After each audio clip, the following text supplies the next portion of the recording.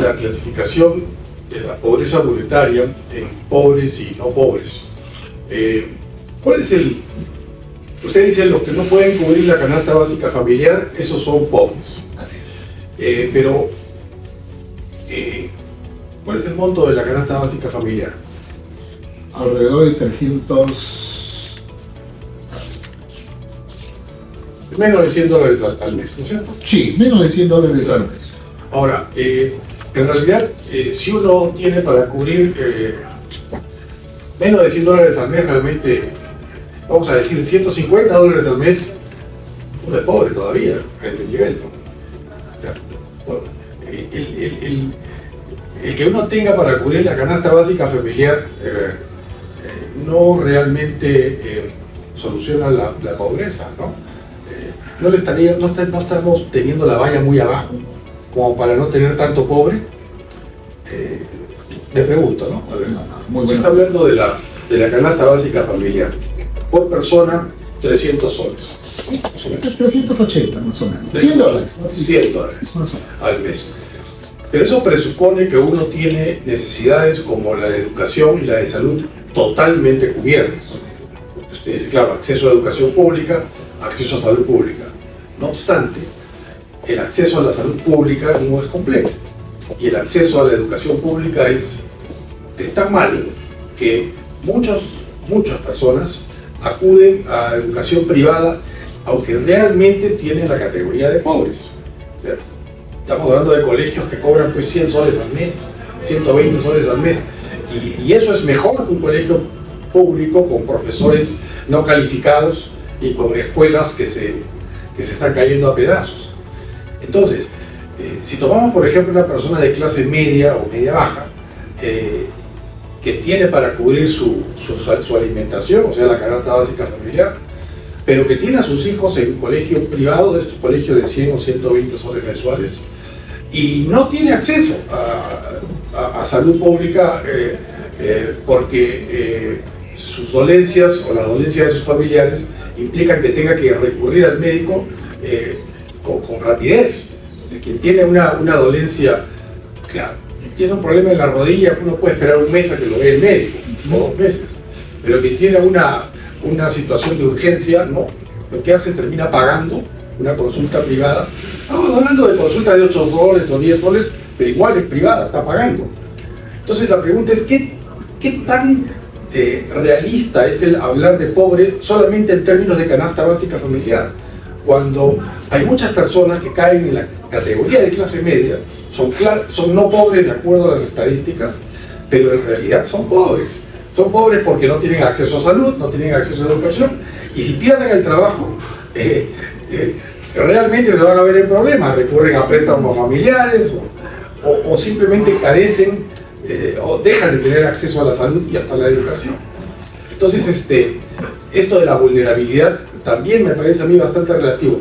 Yo no lo estoy culpando a usted de estos temas, por supuesto, pero sí me gustaría escuchar sus comentarios y sus reflexiones sobre esta aproximación al tema. Gracias. Bueno, respecto a los no pobres y pobres, ¿no? Esta línea de corte que es la canasta básica familiar. ¿Cómo nos comparamos? Hay 38 países en la OCDE. De diferente grado de desarrollo. Está Estados Unidos, está Japón, está Alemania, casi todos los países europeos. Y aparte de Europa, pues está Estados Unidos, Canadá, Japón y Australia. Y algunos países latinoamericanos que no tienen pues el nivel de desarrollo de Japón, ¿no? Está Costa Rica, por ejemplo. Está Chile, México, Colombia, y paramos de contar en lo que es América Latina. Entonces, pero la pregunta es, ¿cómo nos comparamos?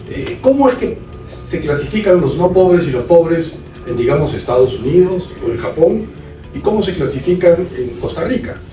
¿Y nosotros en qué parte del espectro estamos? ¿O dónde aspiramos a estar? Porque yo creo que son criterios distintos. No es lo mismo ser un pobre en Estados Unidos o en Japón que ser un pobre en el Perú, ¿no? Entonces la pregunta es, ¿cómo estamos comparativamente hablando y a qué aspiramos una vez que nos hayamos equiparado con las recomendaciones que hace la OCDE? Solamente a eso me refería, de las franjas. No es lo mismo una franja baja en Europa, repito, lo que dije anteriormente, que en el Perú. yo preferiría ver una estadística que sea más homogénea. Por ejemplo, a mí no me importaría ver que nuestra estadística diga que en el Perú los no pobres son 1% y los pobres el 99%, porque a lo mejor si nos comparamos con los estándares europeos, el 99% del Perú es pobre, compatibles con su nivel intelectual, digamos, ¿no? Con sus aspiraciones legítimas. Entonces, si uno compara la pobreza educativa en Europa versus la pobreza educativa en Estados Unidos, Estados Unidos es pobre respecto de Alemania. En el Perú, por supuesto, son mucho más pobres todavía. Entonces, a mí me gustaría ver una cosa así, ¿no? ¿Por qué tenemos que tener estándares propios? Por ejemplo, decir que solamente hay un 27% de pobres en el Perú, no sé, me cuesta entenderlo, me cuesta creerlo. Yo pienso que hay muchos más pobres en el Perú, hasta pobres de espíritu, ¿no? Que no son los pobres monetarios, pero hay una pobreza latente en el Perú que no se está visibilizando porque la estadística que llevamos quizás nos lleva a utilizar vallas muy bajas.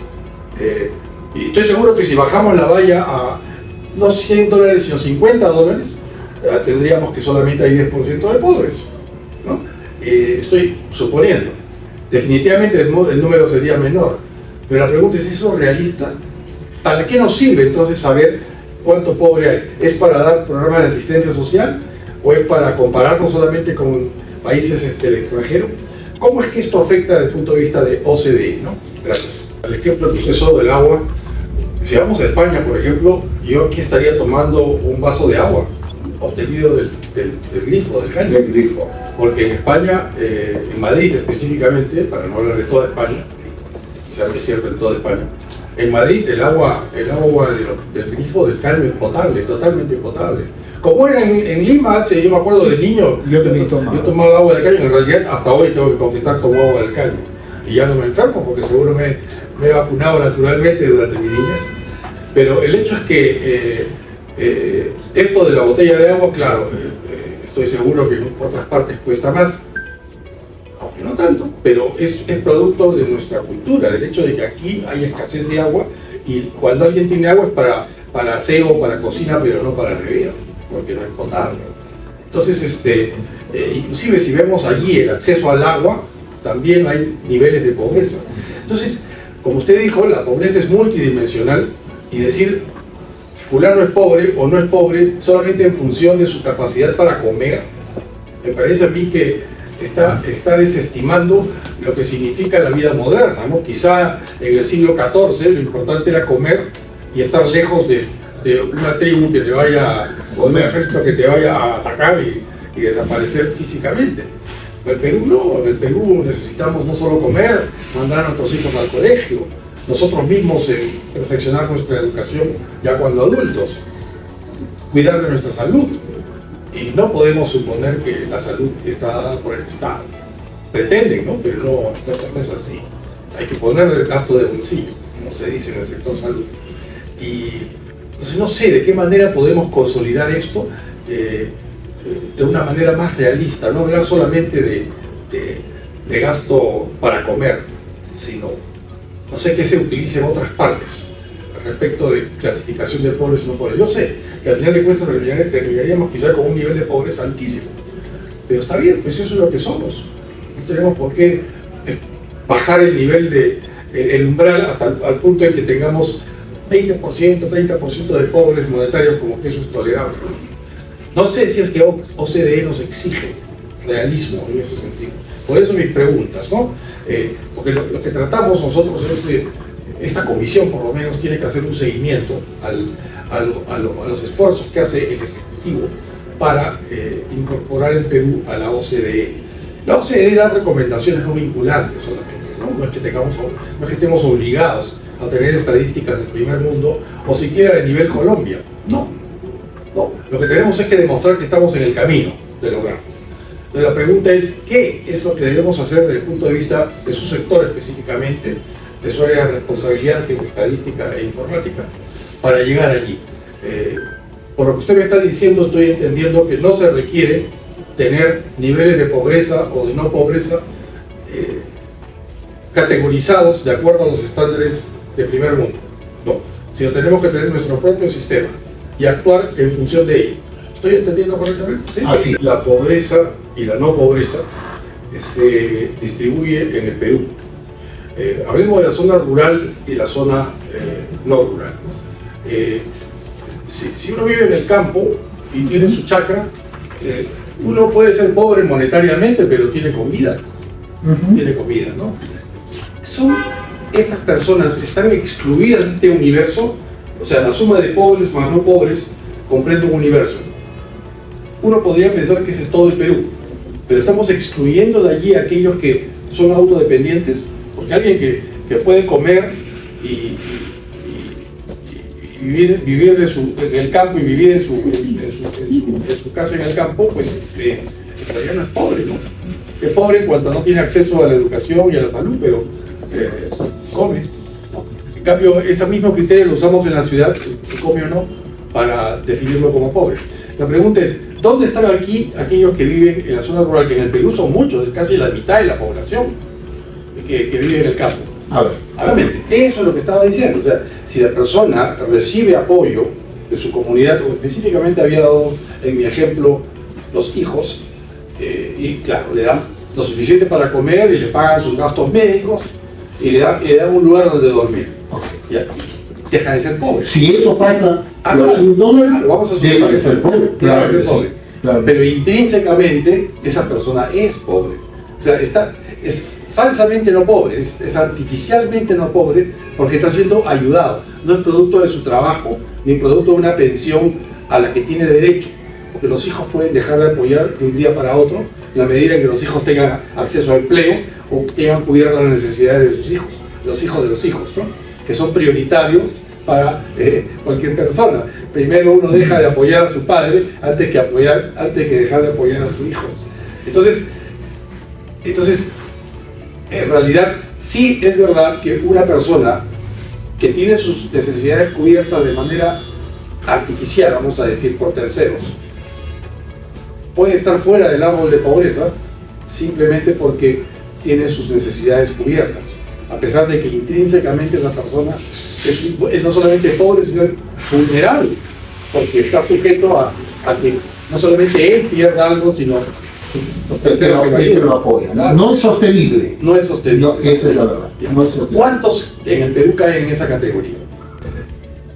Miremos los pobres, 27.5% de pobres, significa que son personas que no tienen el mínimo necesario para alimentarse.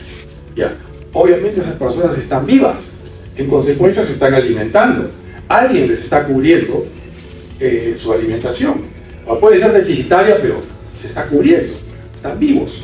Entonces son pobres intrínsecamente, o sea, ahí va el tema de quién lo ayuda, ¿no? Este 27% de pobres, ¿cómo comen? Pedirán limosna a los familiares o limosna al público en las esquinas, al Estado le pueden pedir a través de por ejemplo, pensión 65, pero sin embargo viven, ¿no? Al final de cuentas viven, la caridad les llega y terminan viviendo. Eso hace entonces que dejen de ser pobres, porque de acuerdo a lo que usted explicó, aquel que tiene sus necesidades satisfechas, sea externamente o sea por su propio trabajo, pero en este caso externamente, ya deja de ser pobre. Claro. Sí. Entonces, el Perú necesita un nuevo marco legal, estadístico, tecnológico, aplicado a la estadística e informática, para poder cumplir con la OCDE. O no cumplir, pero para poder estar dentro. Desarrollar. ¿Cuáles son esos instrumentos del marco legal? ¿Va usted a presentar proyectos de ley o va a hacer sugerencias para que el Congreso presente los proyectos de ley? Porque esa es la visión que tenemos nosotros en la comisión. Pero la pregunta es, ¿qué es lo que usted incluye o supone que es, o sabe ya que será de necesidad inmediata para Perú incorporar dentro de nuestro marco legal para poder acceder a las normas generales de la ONU? Yo creo que